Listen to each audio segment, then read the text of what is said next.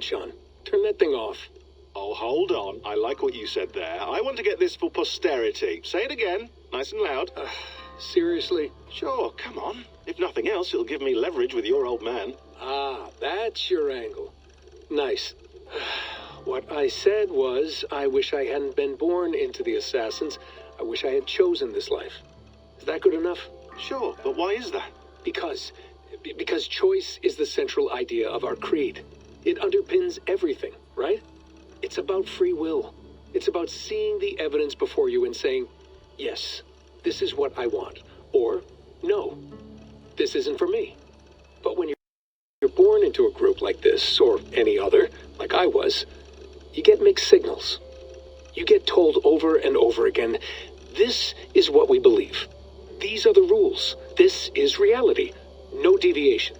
And if you question it, oh, they look at you like you killed a puppy. That's hardly free will. It's a weird irony when free will is your central belief, but nobody wants you to believe otherwise. I don't know how to say it exactly, but I always thought there was something self-destructive about our creed.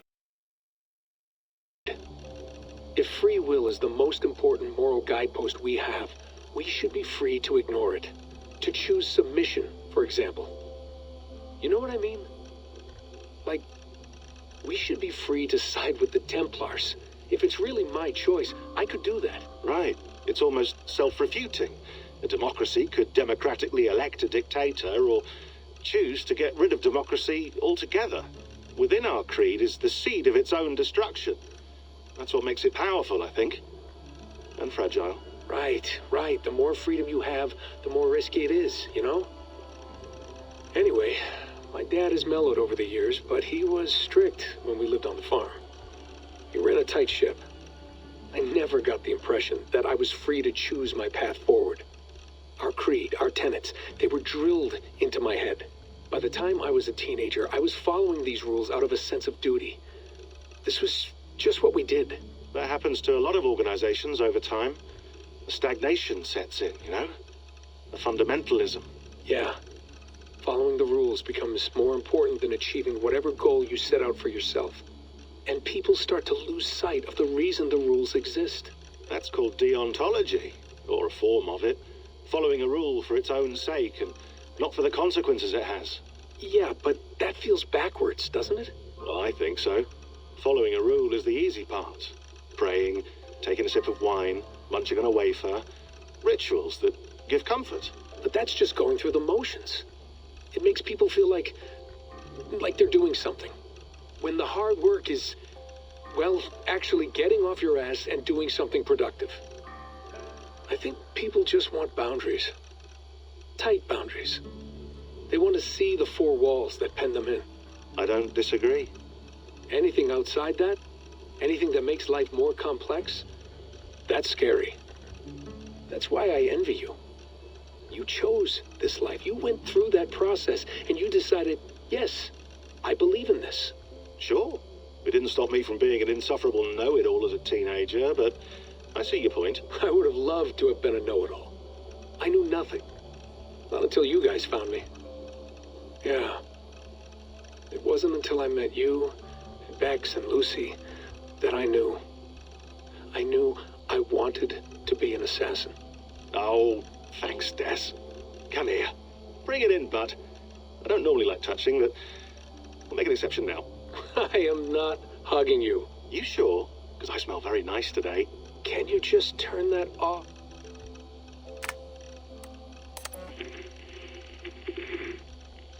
Layla, thought you might be interested in this. Conversations that Bex and I had with Desmond back in 2012. December, I think. Just, candid talks, that's all. We didn't square any circles or write any beat poetry. But he did have some interesting insights into his time in the Animus and what it means to be an assassin. Anyway, have a listen. You might find you and he had similar experiences, so, well, let me know what you think. Unless it's to tell me I sound like a total prat in these recordings. If that's the case, just say nothing. I mean, I did have a slight cold at the time I recorded these. That's probably why I sound odd. Anyway, okay, I'm done anyway. So, Turn off. Turn off. Oh, it's actually just a button. Sorry, here we go. Hold on, I'll just set this here. Do you guys record everything we talk about? Not everything, but you've been using the Animus so much, I thought this was a good chance to learn some things about prolonged exposure. So I'm your guinea pig. No, my guinea pigs are all dead. The Animus was too much for them to handle. Cute. Can I ask you about the bleeding effect? Any recent flashes? Any memories resurfacing? Yeah, the usual things. Ghost images of Altair and Ezio a few times a day. Nothing intrusive, just brief moments. They pass quickly, almost without me noticing. Like a figure in the corner of my eye. Or remembering a dream from the night before. I did have one extended hallucination a few days ago. It was Ezio. He was older, around the time he left Cappadocia. He was standing on the deck of a ship, alone. And through him, I could feel an intense regret or guilt. And it felt to me like he'd had a loss of faith in himself, in the creed, like he couldn't keep it up, couldn't stay true to his ideals. And as I watched him, I thought, is this the moment he decided he was done being an assassin? It felt like it. Anyway, most of my visions have been brief, lasting just a few seconds. They're like complete memories of small moments that appear suddenly out of nowhere, fully formed. It's a strange feeling. Okay, anything else?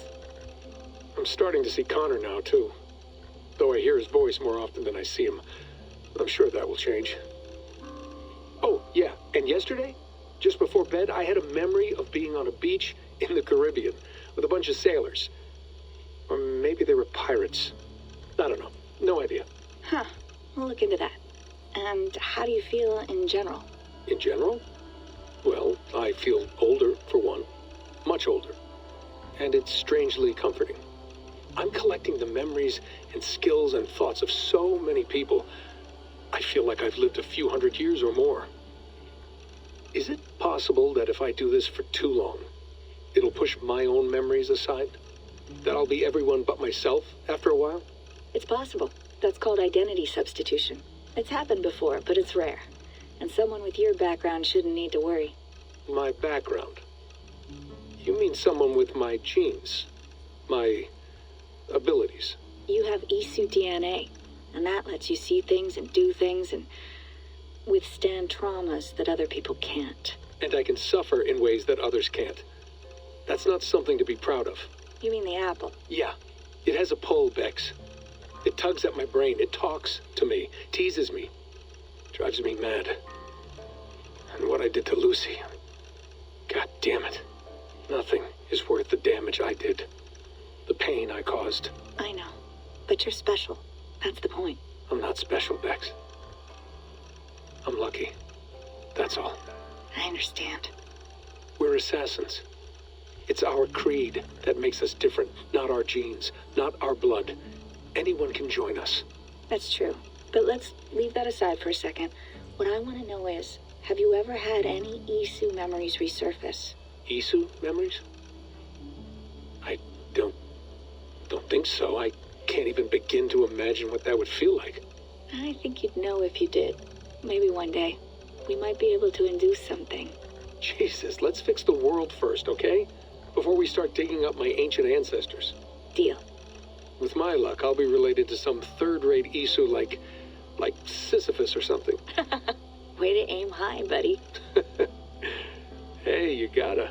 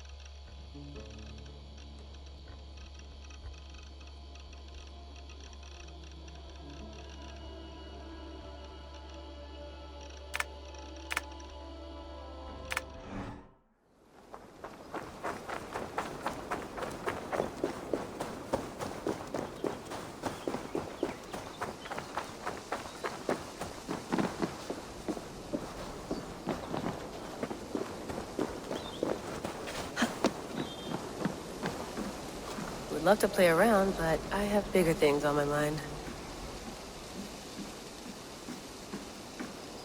Did you get my tea? Some quality stuff here.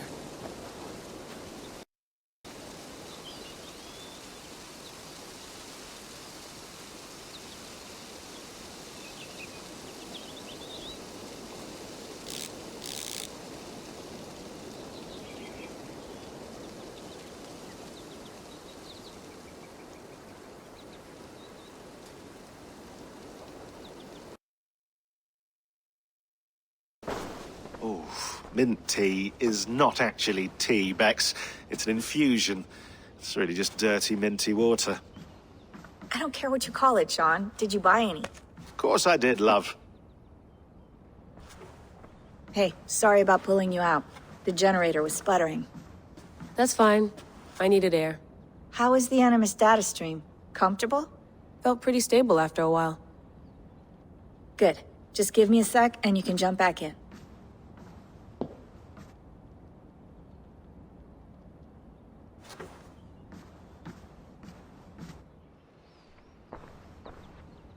Another satellite came down. Did you see? I did. One of Abstergo's. That's good. Well, most of North America just lost its GPS service, so depends what you mean by good, really. Right. Even when we win, we lose. Okay, we're all set. Whenever you're ready, you can jump back in.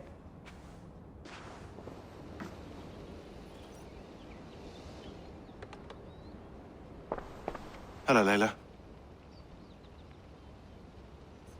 Sean, what do you make of the grave out there?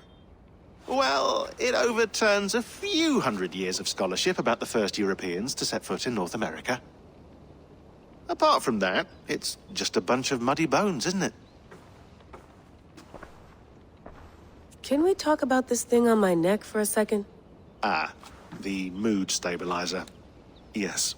It's not harmful, is it? I mean, I feel good, but I want to make sure there's no side effects. There shouldn't be. It's only blocking outside signals, a passive effect. So the staff doesn't, you know, mess with you. Sean, what happened last year, I had no control over that. I tried to resist. I understand. And your old team, maybe they don't. But we've seen that sort of thing before. Still, if you want to work with us and get to the bottom of why the world is about to end for the second time in 8 years, then you wear that thing until we say otherwise. William's orders. I know. It's not a problem. It's just a few more weeks, yeah? Just until we figure this out. You're right. I know you're right. Sean has been busy.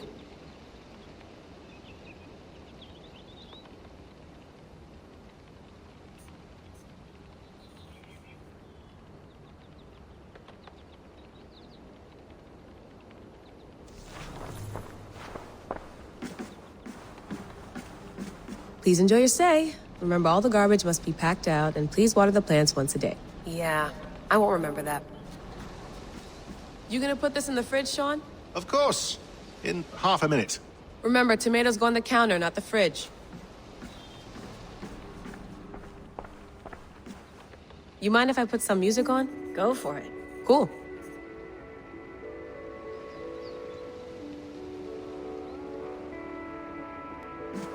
That's quite nice. Soothing.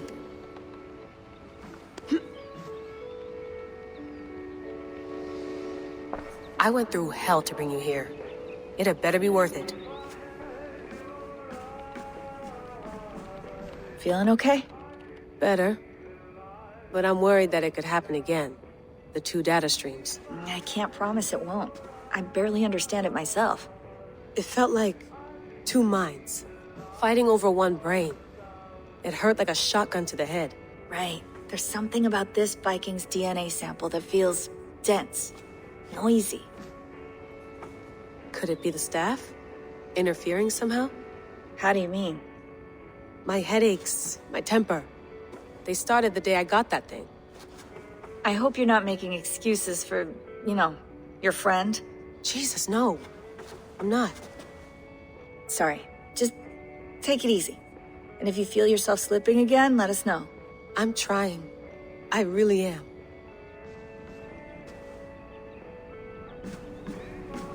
Sean, don't forget to water the plants while I'm under, okay? I'll add it to the calendar and tattoo it on my leg.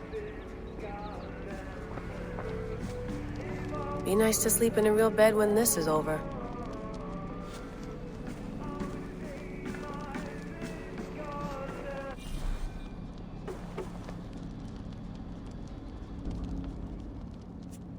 All right, time to go. Norway to England takes about a week by long ship, so I'll scrub ahead.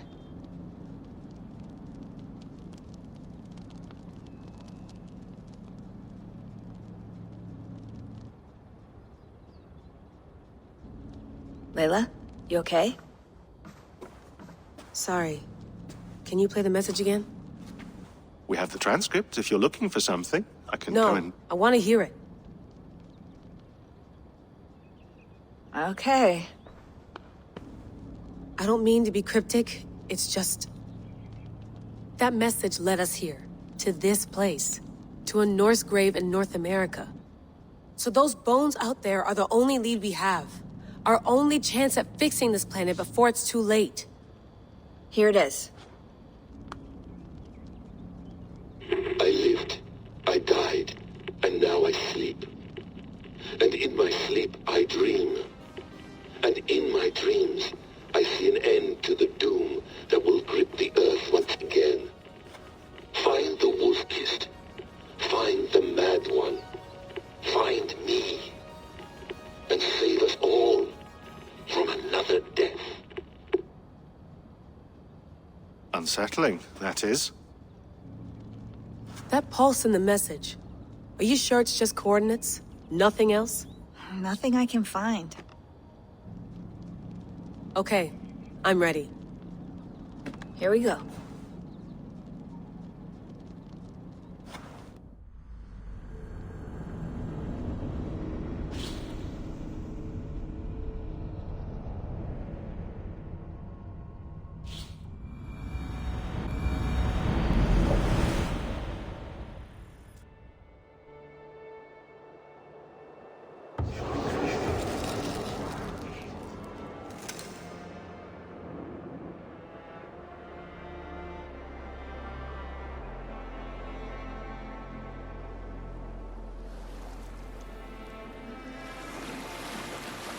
There she is. England. Our new home. Not a patch on Norway, but we'll make this land our own soon enough. I'm glad to see any land at all, and will be happy to have my feet on solid ground again. We must not rush our landing. All you see here is Saxon territory. The Kingdom of Mercia, largely unpacified. There will be eyes watching us from the trees, with bows drawn and traps set. We must be wary. Randi! Dig in your oars! All standing! Have you spotted something? Not yet. But let us go ahead to clear the path of any dangers. Then follow our lead when the sun brushes the horizon. Understood! May Thor bless you all on your way! We will see you soon! Sail on! Yes! I'm ready for whatever these green-thumbed fairy folk have to throw at us. Sigurd, do the sons of Ragnar know that we're coming? They do not, but they will not scoff at our visit. Of the 4 kingdoms in England, the sons of Ragnar have settled only one. The rest is ripe for the taking. Do we mean to join their army? No, no. We will speak with them, get the lay of the land, and carve this country into as many pieces as we see fit. Look ahead there! Is that what passes for a town? Plain brick in a single rune to their timid god? That rune is called a root, Doug. The cross upon which their god was sacrificed. It sits atop a monastery, a place of worship. That cross killed their Christ, and now they display it in worship? Bizarre. We carve idols of our gods and make wishes before them. Like our sacrifices to Odin the One-Eyed. But we do not worship the wolf that kills him. That is the difference. Whatever strangeness we see in these Saxons, they must think the same of us. The hammer! Now there is a symbol worthy of a god. A bolt of lightning would take that cross clean off.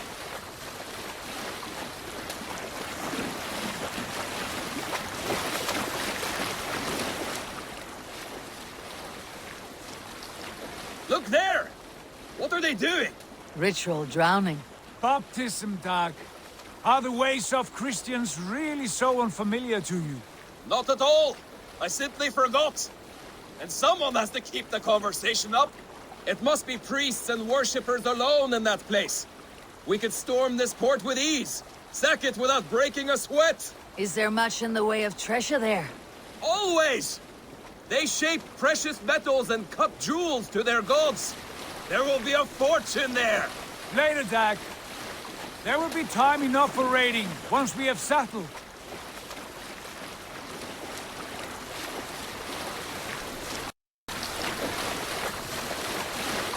Come to, stop the boats! Pull up over there! The way forward is blocked by a chain spanning the river. We must remove it before passing on. Can we cut through it? It's too thick for access. But there must be a way to release it, somewhere in that camp. I will go. And I will be right behind you. No, Dag. You stay here. Should trouble come our way, I want you defending the ship. A good idea. Send out the arrow and keep your sharpest axe at hand, huh? Something like that. What are you doing? What's wrong with you?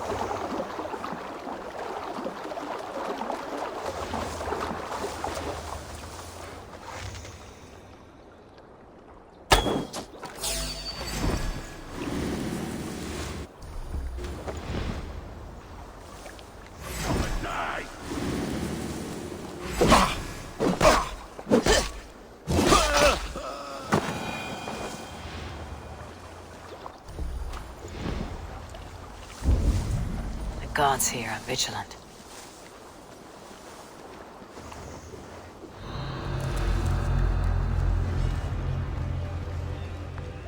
Eyes open, just in case.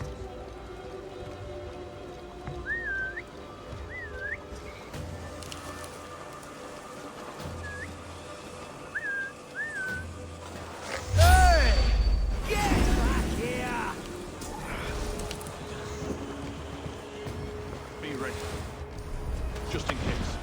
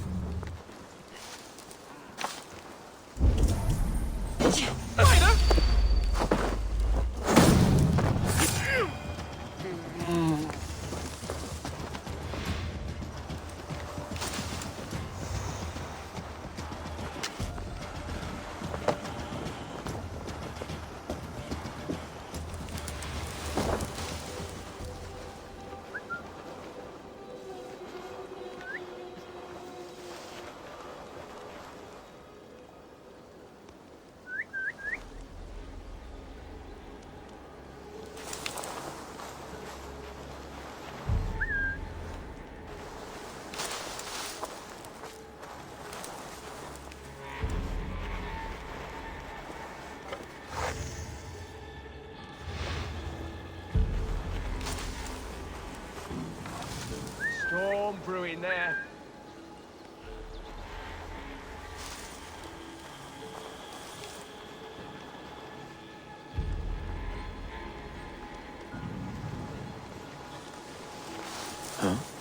Hold you.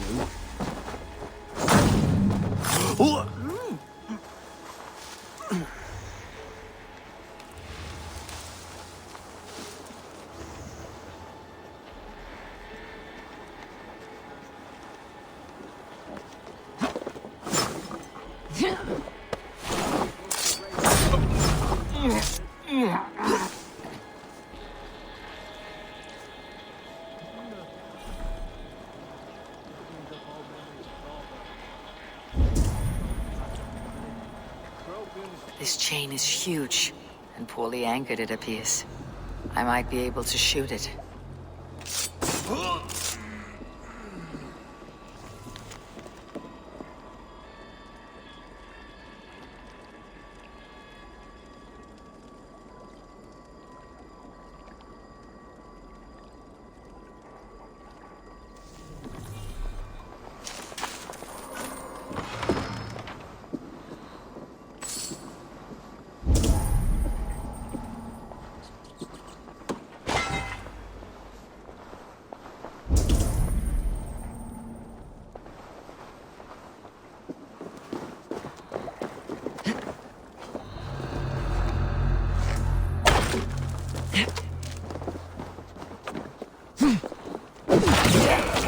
The path is clear. The chain is away! Hey, boy! Back to the boat! We should be close now, barring any more surprises.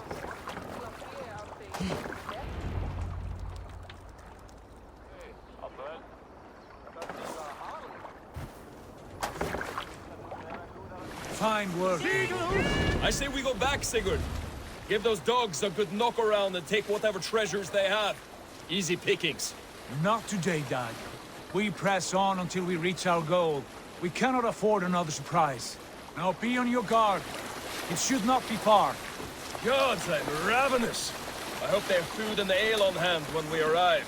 You should have sent word ahead of us, Sigurd, to get something on the spit. If Halfdan, Ubba and Ivar Ragnarsson are lacking food in England, then all of us will starve.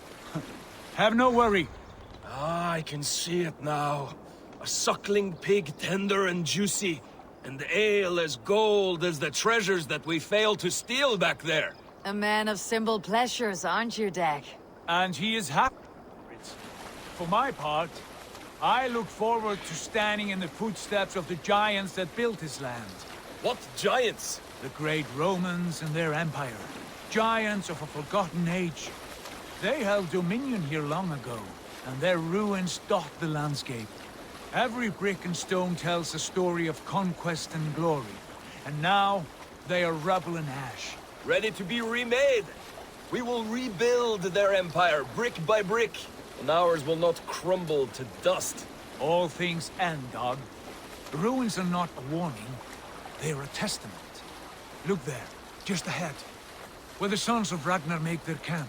At last, to find our feet on steady ground. Sigurd, hold back. Something isn't right. Good eye. There's too little movement for an army. Only tents and a few men. Not the army we hope to find? No. Let us get a closer look.